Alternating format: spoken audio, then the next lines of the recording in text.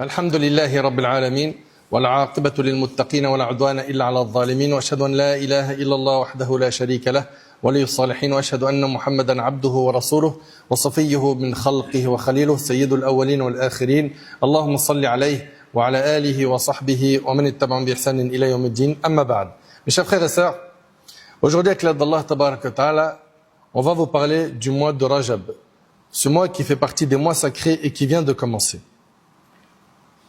Allah Tabarak wa Ta'ala, par sa sagesse, il a privilégié certains jours par rapport à d'autres, certains mois par rapport à d'autres, certaines périodes sur d'autres.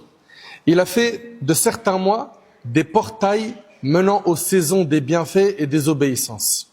Et parmi ces mois qu'il a valorisé, Azza wa Jal, il y a le mois de Rajab, qui fait partie des mois sacrés. Les mois sacrés sont au nombre de 4, comme on va le voir, Inch'Allah.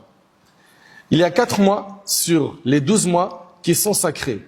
Et parmi eux, le mois de Rajab, dans lequel nous nous trouvons actuellement. Celui qui va saisir l'opportunité de faire ce que notre religion demande pendant ces mois sacrés aura réussi, aura saisi cette opportunité comme il le fallait et aura réussi. Tandis que celui qui exagère ou fait preuve de négligence s'égarera et s'éloignera du droit chemin. Mes chers frères et sœurs, Allah Tabarak wa Ta'ala a établi le nombre des mois en 12. Depuis le jour où il a créé les cieux et la terre. Parmi ces 12 mois, il y a 4 mois qui sont sacrés. 3 qui s'enchaînent, qui sont Dhul Qa'da, Dhul Hijjah et le mois de Muharram.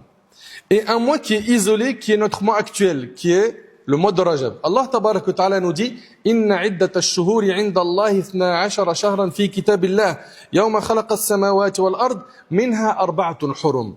Dhalika ad-din al-qayyim fala tadhlimu fihinna anfusakum. Allah Ta'ala nous dit dans la loi d'Allah, les mois sont au nombre de 12.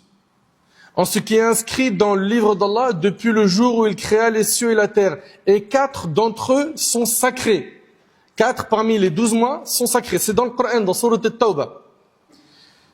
Et 4 d'entre eux sont sacrés. Telle est la religion de droiture. Ne vous faites donc pas tort à vous-même en ces mois. Regardez ce qu'Allah Ta'ala dit ici.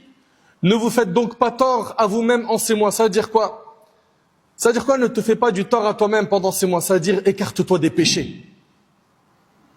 Écarte-toi des péchés. Toi qui veux rentrer dans le mois de Ramadan comme un vrai compétiteur, comme un gagnant, eh ben, il va falloir que tu te prépares dès maintenant. Dès maintenant, il va falloir que tu mettes un frein au péché que tu fais. Ces 4 mois, on vous a dit, ils sont sacrés.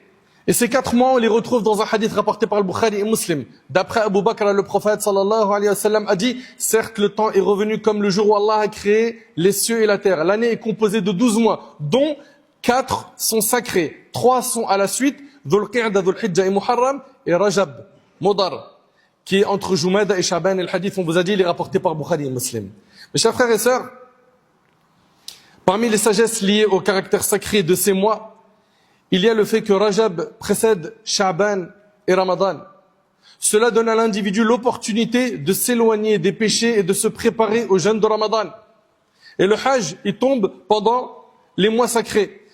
Ibn Rajab, rahimahullah, il a dit, le mois de Rajab est la clé des mois du bien et de la bénédiction. Écoutez-moi bien, s'il vous plaît. On n'est pas dans n'importe quel mois. Le mois de Rajab est la clé des mois du bien et de la bénédiction. Qatada, rahimahullah, en commentant le verset où Allah Ta'ala a dit, ne vous faites donc pas tort à vous-même en ces mois, il a dit, les transgressions commises lors des mois sacrés sont plus graves que durant les autres mois. Bien que la transgression soit grave en toutes circonstances. Ça veut dire quoi? Ça veut dire que nous, dans notre religion, on a, écoutez bien s'il vous plaît, des lieux qui sont sacrés. Mecca, par exemple, c'est sacré. Un péché à la Mecque, c'est pas un péché à Paris. Le péché à la Mecque est plus grave. Il est amplifié. Les mois sacrés, pareil. Un péché dans un mois sacré, c'est pas comme un péché en dehors des mois sacrés. Un péché pendant le mois sacré, c'est plus grave. Un péché pendant les mois sacrés, c'est plus grave. Ça veut dire qu'une médisance dans Rajab, c'est plus grave qu'en dehors de Rajab. Calomnie, pareil. Les mensonges, les gros mots, etc. Ce que tu regardes illicite. C'est pour ça, mes frères et sœurs, nous qui savons que nous sommes dans un mois sacré où les péchés sont amplifiés, ils sont considérés plus graves par notre Seigneur, on doit tirer le frein et se repentir. Et le prophète sallallahu alayhi wa sallam a dit ittaqil maharim takun a'bad an-nas, préserve-toi des interdits, tu seras le plus pieux des gens. Tu vas être le plus pieux des gens, tire le frein sur les péchés. Combien on a de musulmans et de musulmanes qui disent on rentre chaque année dans Ramadan avec des grands projets, des ambitions, mais on ressort les mêmes parce qu'il n'y a pas eu de préparation. Ils sont rentrés dans le terrain spirituel de Ramadan sans préparation. Avez-vous déjà vu un sportif jouer dans une compétition sans préparation? Toi, tu rentres dans le terrain spirituel de Ramadan sans préparation. Avant Ramadan, d'un jour ou deux, il commence à se dire c'est bon, je vais arrêter le haram, j'arrête les relations illicites, j'arrête la drogue, j'arrête ceci, j'arrête cela. Il tient 3, 4, 5 jours, une semaine, puis après, rebelote, il retombe dans ses travers. Et il se pose la question pourquoi à la sortie de Ramadan, il n'y a rien qui change. Mais c'est normal, tu n'as pas eu de préparation. Tu ne t'es pas préparé à accueillir ce mois. Tu vas voir dans pas longtemps que nos pieux prédécesseurs se préparaient pendant ce mois, le mois de Rajab. Le mois de Rajab était vu par nos salafs comme le début de la préparation pour Ramadan. Ils le considéraient comme une période propice. Propice pourquoi? Pour s'éloigner des péchés et augmenter leurs actes d'obéissance, afin de bien se préparer au mois de Ramadan, qui est le mois du jeûne. Selon eux, l'année était semblable à un arbre. Ses feuilles apparaissent en Rajab, ses fruits mûrissent en Sha'ban, et les gens les récoltent pendant Ramadan. Abu Bakr al-Warraq al-Balkhi disait, Rajab est le mois où l'on sème. C'est là où tu as planté tes graines. Sha'ban est le mois où l'on arrose la semence. C'est le mois prochain, Sha'ban. Et le Ramadan, qui est le mois d'après, c'est le mois où l'on récolte. Si tu veux récolter pendant Ramadan, il faut que tu sèmes dès maintenant tes graines. Dès maintenant, tu reprends la prière, toi qui as lâché la prière. Dès maintenant, tu redoubles d'efforts pour adorer Allah Tabarak wa Ta'ala comme lui le veut, pas comme toi tu le veux. Certains, malheureusement, ils veulent une religion sur mesure. C'est-à-dire quoi? C'est-à-dire, ce qui va satisfaire mes passions, je prends. Ce qui ne satisfait pas mes passions, je mets de côté. C'est fini, ça. Faut que tu tires une croix sur ce mode. Tu es musulman. Et là, je m'adresse à ton islamité. Le musulman est celui qui est soumis à Allah. C'est-à-dire quoi? C'est-à-dire qu'il met en pratique tout ce qui vient d'Allah et s'écarte de ce qu'Allah a interdit. Si tu veux être constant pendant le mois de Ramadan, il faut que tu te recharges dès maintenant, que tu te repentes dès maintenant, que tu places des bonnes intentions dès maintenant, des bonnes intentions d'être quelqu'un de meilleur, de changer. On a eu des gens l'année dernière qui ont jeûné avec nous, qui ne sont plus de ce monde. Peut-être que ça sera ton cas, tu vas mourir avant. Au moins place des bonnes intentions, car le prophète nous a enseigné que les actes ne valent que par les intentions. Si j'ai placé beaucoup de bonnes intentions avant Rajab et que je meurs avant, Allah me récompensera en fonction des intentions que j'avais préparées en amont. Prépare des bonnes intentions. Et si tu vis jusqu'à Ramadan, sache que Allah t'a gratifié d'un immense cadeau. Profite pour ressortir de ce mois avec le diplôme de la piété. Mes chers frères, mes chères sœurs, Al-Qurtubi, rahimallah, il a dit, Rajab est un mois où Allah multiplie les bonnes actions. Subhanallah, vous entendez ça? Ça vous fait rien? Les bonnes actions sont multipliées, les péchés sont amplifiés. Ça te fait rien? C'est un mois comme les autres? Non, ce n'est pas un mois comme les autres. Nous sommes ensemble, réunis pour se rappeler mutuellement l'importance de ces moments-là. Le prophète, dans un hadith rapporté par Abu Daoud, selon Abu Dhar, il a dit, écoutez bien, Sum min al-hurum watruk. Il a dit, jeûne pendant les mois sacrés et abstiens-toi. Jeûne pendant les mois sacrés et abstiens-toi. Ça veut dire quoi? Ça veut dire que tu jeûnes pas tout le mois et tu ne t'abstiens pas tout le temps. Non, donc c'est un encouragement à jeûner de manière générale dans les mois sacrés, sans spécifier de jours précis dans le mois de Rajab, car faire cela, c'est une innovation religieuse. Nous n'avons pas dans nos textes des sources qui encouragent à jeûner un jour spécifique pendant Rajab, ou à veiller une nuit spécifique pendant le mois de Rajab en faisant Qiyamul Layl, les prières nocturnes. Non. Mais de manière générale, multiplie les bonnes actions.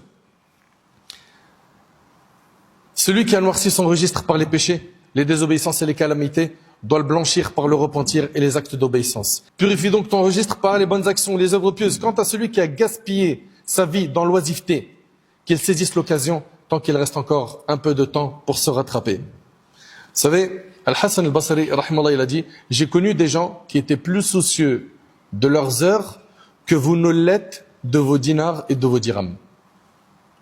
Il y a des gens, ils savent pas, ça veut dire quoi, perdre du temps.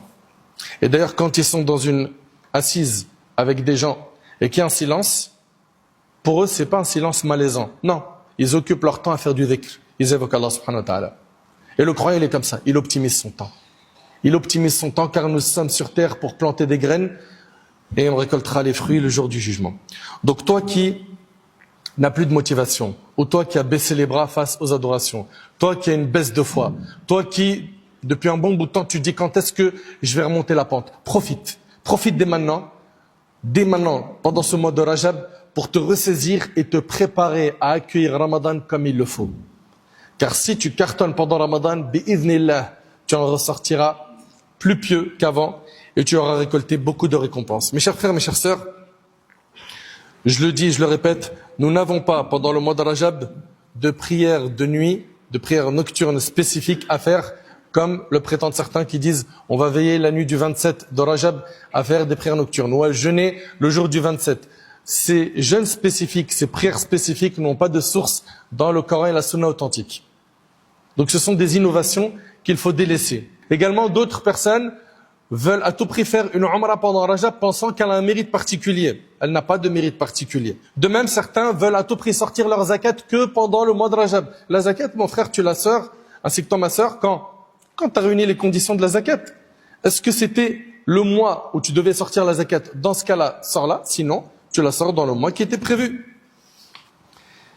Éloignons-nous de l'injustice et faisons le nécessaire pour freiner les péchés et profitons de cette occasion qui est ce mois sacré pour nous repentir, nous rapprocher d'Allah.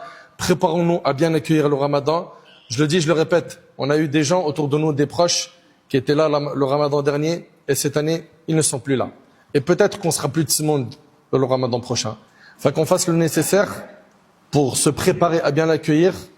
Et si Allah nous gratifie par le fait de vivre jusqu'à ce mois, eh ben, qu'on mette le paquet pour en ressortir plus pieux. J'implore Allah tabaraka wa ta'ala de nous faire profiter de ce mois sacré. Qu'Allah subhanahu wa ta'ala fasse de nous des pieux. Qu'Allah tabaraka wa ta'ala nous pardonne nos manquements. Qu'Allah subhanahu wa ta'ala nous facilite de nous repentir sincèrement.